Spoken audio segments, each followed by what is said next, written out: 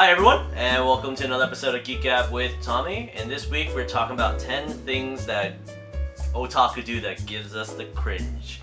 First and foremost, a disclaimer, I've done some of these things. I'm not perfect, and these are just, it's kind of a fun video to talk about things that otaku make us really cringe about.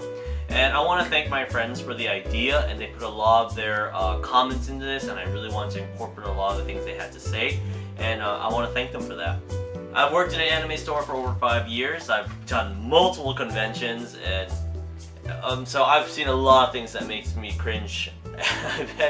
And some of these things are just cringe, and some of these things are actually really important, and it's actually a problem that plagues the fandom in the society. So without further ado, let's get down to number one. Number one. Mixing and using Japanese with English. This is probably on everybody's number one list. Using honorifics and appropriate settings. Jun-chan, Amy-kun, calling yourself Ore-sama and Watashi. It's just, man, you don't speak the language, so don't do that. It's so weird. And then replacing your vocabulary with, taking out your thank you, excuse me, and sorries with arigato, sumimasen, and gomen. Like, why? Like, Japanese people understand thank you and excuse me and sorry, it's not a big deal. So use that. Don't have to, go to your arigatos. And then using your broken Japanese Japanglish, like, oh my god, this bag is so kakoi, sugoi, kabang, sugoi, I want that kakoi shirt. Like, oh man, like, don't, jeez, that's just pure cringe. And another big thing is using itadakimasu when you're, starting to eat your lunch. Is like, don't do that. It's not yours. Don't do that. Number two, greetings. First of all, this is more of like a PSA than more of a cringe, but this has happened to me. Don't bow to every Asian. We're not all Japanese, we're not all Chinese. I'm Vietnamese. Just because I'm an Asian person working in a Japanese anime store doesn't mean I am Japanese. So please don't bow at me, and don't say konnichiwa or sayonara, or the worst one is just like ohayo. Like, I open the store and the first thing goes ohayo, and I'm like, oh man, I know what kind of day it's going to be. Number three, attire and accessories. The ahegao shirts, the hentai in the sheets, senpai in the street shirts. Yeah, they're kind of funny, but you can't be wearing this stuff in public because there's a lot of kids around. Just because you think you're just making people think about the stereotype that all anime is hentai. That's your problem. You are just feeding to that situation. You want people to take your hobby more seriously, you're doing yourself a disservice by wearing those shirts. Next thing is headbands. Like, you can wear your Naruto headbands, I really don't care. It's not a big deal. I've seen kids wear it, it's not a big deal to me. But I think the biggest one that gives me the most cringe is the Ichiban headbands. Man, those things are so tacky, and those things give me the 100% cringe. And the worst ones that I feel that I hate the most are the Chinese rice farmer hats. Like, my parents, my dad, and his dad, they used to do the fields. Like, they used to work in the fields, they used to wear those stuff. Why do you think it's okay to wear those hats? They don't make you look like a samurai. It makes you look really racist. And then coupled with that, you bring your fake foam swords, your katanas, your wooden and your kendo sword, and you're walking around like you're some kind of Yankee. You're Yakuza, you're not cool, man. It's just 100% cringe. Number four, Japanese food. Ramen, sushi, and poke are not Japanese cuisine. It is a part of their cuisine, but it's not that, only that. Like, I think like, oh, I eat Japanese food, I eat sushi, I drink ramen, I eat poke. No, you are assuming you don't know anything about the Japanese cuisine culture. When I went to Japan, I got to try so many different type of food. Like, their sashimi is so interesting. Their onigiris, their donballs, their katsu. It's so much culture, and to assume that 4 things are the pinnacle of a culture is just insane. Number 5, being fake Japanese. Please don't make your voice higher and don't make or lower to sound edgy. It's just Chunibyo syndrome. Adding ano and eto doesn't help you to make you any more Japanese. Ano ne, eto ne. Oh, I'm so senpai, so dark. And oh my god, like, it's just pure pure cringe. Nobody thinks you're cool. Don't steal other people's culture and heritage. It's not cool. It's not cool. Number 6. Husbando and waifu wars. Please don't bring your husbando and waifu body pillows to public places like Little Tokyo. Nobody thinks it's cool. It's just pure cringe. If you're buying it, that's another thing.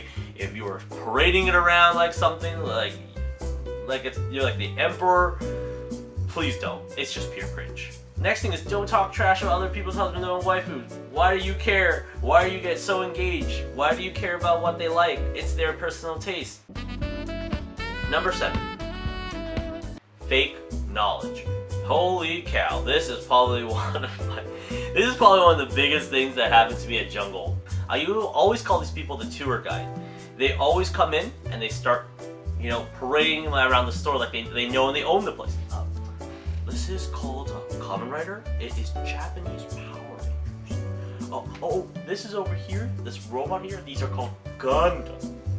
Even though they're definitely pointing to Optimus Prime, and he is not a Gundam, or they're pointing to Voltron and they're calling him, they're calling him a Gundam. He's not a Gundam. It's insane. Not all robots or Transformers are Gundams. Like, don't assume you know these things. And, I think the one that hurt me the most is like, hi, I'm looking for Angelo Gundam. Like, what's an Angelo Gundam? Like, oh, Angelo Gundam? You know Angelo Gundam? He was like the first Gundam? First of all, first Gundam is Mobile Suit Gundam. It's the RX-78-2, and it's not Wing Zero. Like, Wing Zero is not the first Gundam. It's maybe your first Gundam, but it doesn't mean it's everybody else's first Gundam. The next part of the fake knowledge section is assuming knowledge of Japan and the Japanese culture. Just because you watch anime doesn't mean that Japan acts like an anime. There are different things. There's customs and cultures that you don't know about and you assume. You don't know anything of the social structures of Japan, and you haven't been there and you assume everything through your animes. That is the worst. In Japan, there's like tons of places for anime, which is true. In Japan, all schoolgirls run with toast in their mouth. That is not true. Like, nobody does that. I don't know if anyone really does that. It's probably not possible because the sogginess would drop the bread. I'm getting into tangent here. But don't assume you know everything about Japan through your animes. Number 8. Common decency. This is like I see a lot with otaku. Just because someone likes the same anime or your fandom doesn't mean it gives you the right to automatically come up to them and touch them and hug them like they're your friend. They are not your friend just because they have the same interest in you. I know it's nice to find someone who has the same interest in you. It doesn't mean you have the right to go up and touch them. Especially like for cosplayers. Okay, they're cosplaying, you go and you glomp them. That's not cool. Cosplay is not consent. Don't attack them. Don't push out what you feel onto them. It's not right. Little Tokyo is the haven for most otaku people. It has your Japanese cuisine, has anime stores, has nice hangout spots, but it does not mean it's your Little Tokyo. Yelling, screaming, Naruto running, fake Rasangans, shadow clone jutsus, nobody likes that stuff, man. Like, it's just pure 100% cringe. And this is another thing, like, just because I worked in an anime store, just because we work in an anime store, it doesn't mean it's not less any more work. It's just something that most people don't believe in, like, don't understand, is that when I worked in an anime store, people come and cosplay for the interview. Oh, I love anime. I want to show you how much I love anime. Okay, first of all, it's just not puppies, kitties, and rainbows working in an anime store. There's a lot of things you gotta do. Register work, you gotta do like inventory. First and foremost, you have to be a salesperson. Wearing your cosplay doesn't prove anything that you could do any of those skills. But I love anime. It doesn't really help out there. And then next thing is like screaming things, obscene things at voice actors. These voice actors, yeah, they breathe life into your characters, but it doesn't give you the right to scream up things like, I want to have your baby, put that baby in me. These actors, they have families too, and it feels weird when their family has to hear them go through all that stuff.